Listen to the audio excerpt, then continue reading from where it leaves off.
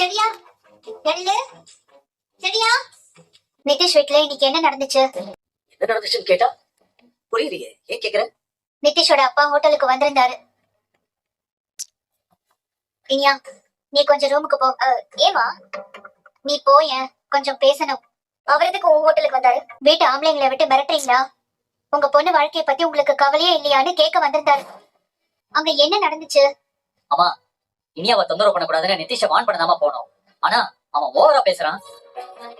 இனி அவ பாக்கதான் செய்வேன். உங்களால என்ன பண்ண முடியும்னு சொல்றான். அவனை அடிச்சு அவன் வந்து எழிலையும் செடியையும் அடிக்க போய் பெரிய கலவரமே நடந்து முடிஞ்சிருக்கு.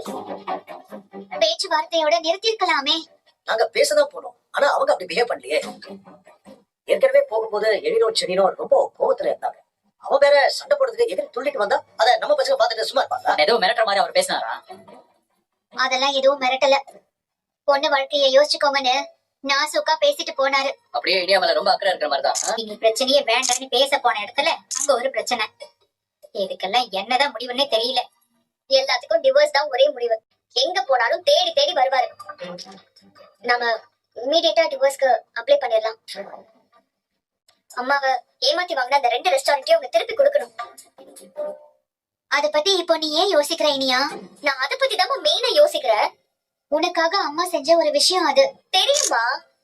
நான் நல்லா வாழணும்னு தானே நீ அதை செஞ்ச. நான் தான் வாழவே இல்லையே. இந்த கல்யாணத்தை சாக்கா வச்சு பொண்ணுங்க சொத்தை அபகரிக்கணும்னு நினைக்கிறேன். எல்லாருக்குமே என்னோட டிவோர்ஸ் ஒரு லெசனா இருக்கணும். அது போதும் எனக்கு.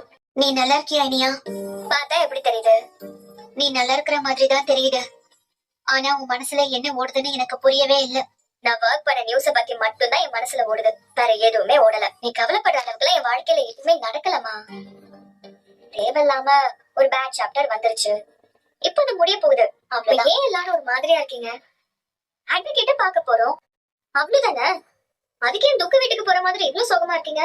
இப்பவே டிவோர்ஸ் ப்ராசஸ் ஆரம்பிக்க வேண்டாம், கொஞ்ச நாள் போகட்டும் தான் நாங்களும் நினைச்சோம்.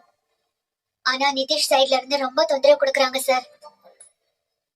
இந்த ரிலேஷன்ஷிப்ல இருந்து இவ வெளியில வந்துட்டா கொஞ்சம் நிம்மதியா இருக்கலாம்னு தான் நாங்க உங்களை பார்க்க வந்திருக்கோம்.